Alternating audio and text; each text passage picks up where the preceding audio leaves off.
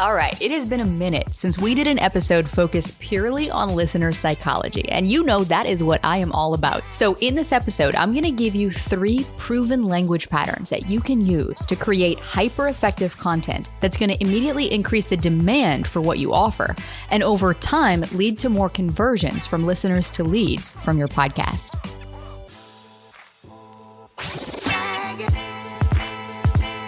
Welcome to Insider Secrets to a Top 100 podcast. I'm your host, Courtney Elmer. Let's make your business binge-worthy. One of the things that I love most about podcasting is that at the end of the day, it's just humans interacting with humans. And when you understand how humans are wired to think, then you can communicate more effectively and more persuasively. And when you're able to communicate more effectively and more persuasively, you can increase the demand for whatever it is that you offer by positioning yourself as the expert who's going to be that natural fit to solve the problems that your ideal listener is looking to solve. Now, the language patterns that I'm going to teach you in this episode are going to work best when you first have a clear understanding of the specific problems that you solve for your listener. I've got a lot of episodes about how to find what those problems are if you're not totally clear on it. Because most hosts think that they know the problems that they solve, but the reality is they're not specific enough. They're not being specific enough. So I'm going to link to some episodes in the show notes on how to make something more specific and how to identify the exact problems that you are here to solve and that your podcast solves. And I recommend that if you haven't listened to those episodes and implemented what I taught you there already, then what I want you to do is listen to this episode, take in what I'm about to teach you, and then jump to those episodes and do the work to get clear on the specific problems you solve. Because then when you have that information, you'll be able to practice communicating with the language patterns that I'm about to teach you. Now, full transparency, I did not invent these language patterns. These are from a book called Sleight of Mouth by Robert Dilts. And Robert is known for his work in applying neuro-linguistic programming techniques, which I'll just refer to as NLP for the rest of the episode, to areas like personal development and leadership and business and organizational change. So I guess you could say that I was first introduced to some of his work indirectly through my own NLP training, but I was also introduced to these sleight of mouth patterns specifically through a coaching intensive that I did years ago with one of my very earliest business mentors, James Wedmore. And this was later reinforced in some messaging work that I did more recently with Brandon Lucero, both of whom have incredible podcasts, by the way. So go check those out. We'll link to those in the show notes too. But these sleight of mouth patterns, what they are is they are simply a set of language patterns and techniques derived from NLP that are designed to help experts just like you and me effectively influence and change beliefs or perspectives in the conversations that we're having, especially the business conversations that we're having with potential clients that we are looking to help. So there's 16 patterns in all. You can go get the book. I'm not going to teach you all of them. I don't want to overwhelm you. But I literally have a set of flashcards that I created when I was learning these. I keep these in my desk. In fact, I'm holding them right now, and I use them all the time in my coaching. And I use them all the time here on the podcast because they have been proven to be hyper effective when it comes to communicating and shifting beliefs, when it comes to overcoming objections that your potential listener or your potential client may have, particularly when that person is sitting down with you on a sales call or when they're watching a webinar training that you're doing, or when they're listening to an episode that you're putting out there on your podcast. And what these patterns will allow you to do is break through the barriers that our mind sometimes puts up to protect us, these unconscious, quote unquote, limiting beliefs. And it'll help you pierce through those so that you can communicate more effectively with the unconscious mind of your listener. Now, this is not woo-woo and freaky-deaky stuff like, hypnosis or anything like that. These are just simple language patterns based in psychology that will help you get past any objections or any unconscious walls that your listener might be putting up that might be keeping them from trusting you fully. And what you'll see when you apply these is it's going to allow you to increase conversions from your podcast and from your workshops and from your sales calls and from anywhere else that you use these throughout your podcast and throughout your business. So we'll link to the book in the show notes. I'm going to warn you, it is a little bit dry. It's dense. It's kind of hard to get through.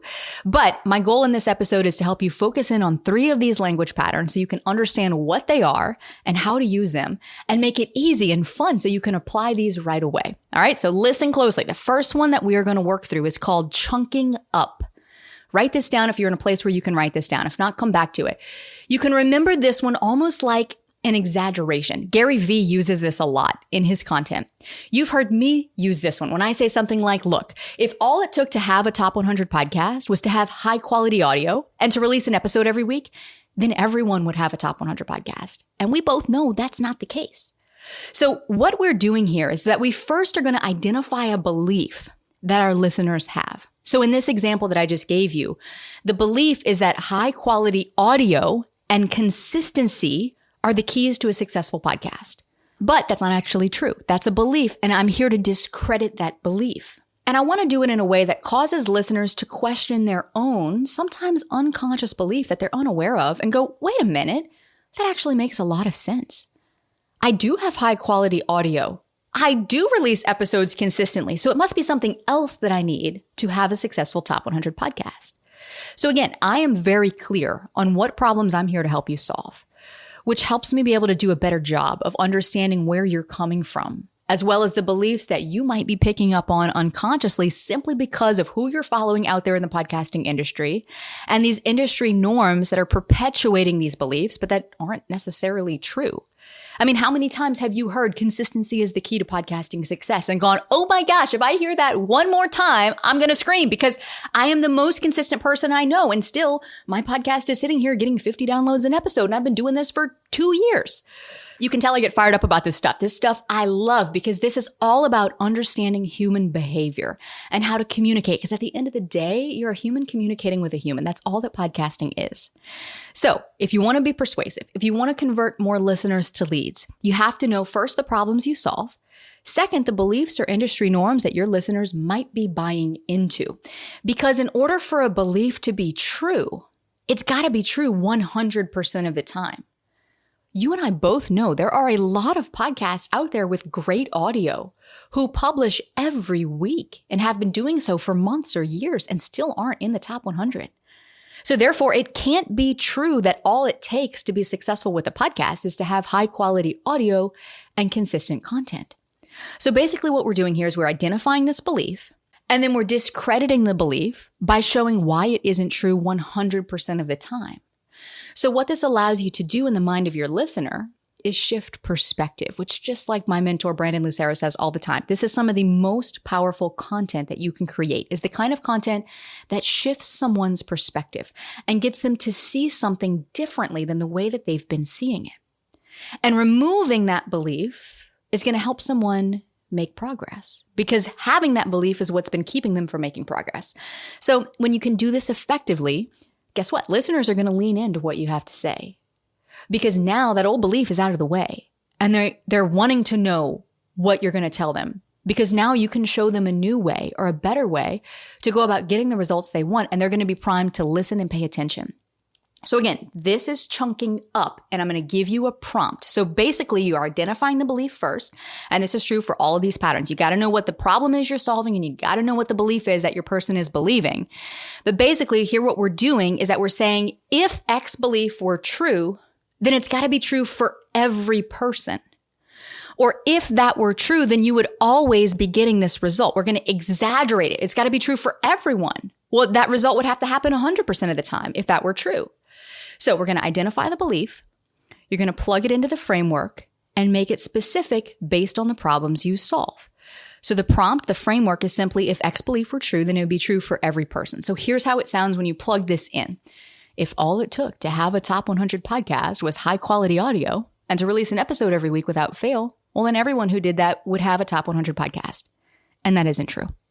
Okay, so that one's called chunking up. And this is one way to show why a belief that you know your listeners have isn't true 100% of the time. Now, another really effective language pattern to discredit beliefs or industry norms is called redefine. This one is a personal favorite of mine. Me and redefine, we're like besties. I use this one all the time. And here what we're doing is we're discrediting the belief. Did I say that? Did I get my tongue twisted there? Discrediting the belief by showing what else the belief could mean or what else could cause the belief. So to do this, you need to know how beliefs are structured. Again, if you're in a place where you can write this down, I recommend take some notes, jot this down. If not, come back to it. Because beliefs are structured one of two ways. And this is what all of our coaches who are trained in the pod launch methodology, they are here to help you identify what the beliefs are that your listeners might have based on your expertise and the problems that you solve for your listener and that your podcast is here to solve. And so either A equals B, or if this, then that. We're going to look at some examples here. An A equals B belief would be valuable content is the key to keeping listeners engaged. Where valuable content is A, equals, it is B, the key to keeping listeners engaged. So this is a belief that I know many of our listeners have, that I know many podcast hosts struggle with because they think, well, valuable content, that's what I need to keep listeners engaged. The problem with this belief is that it assumes that valuable content is the only thing that keeps listeners engaged. Now, we could discredit this belief with any one of these patterns. If we use chunk up, it would sound like this.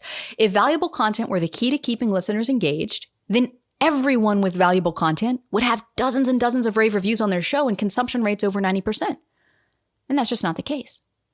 But in this instance, what I want to do with this belief is I want to show you something else that maybe you've never considered. So I'm going to use a different pattern to do this. So in this case, redefine would be more effective because it is literally a pattern that's going to change the meaning of a belief. So the prompt is this. It's not a matter of X, it's a matter of Y. Or another way to say it is it's not about X, it's about Y. It sounds like this.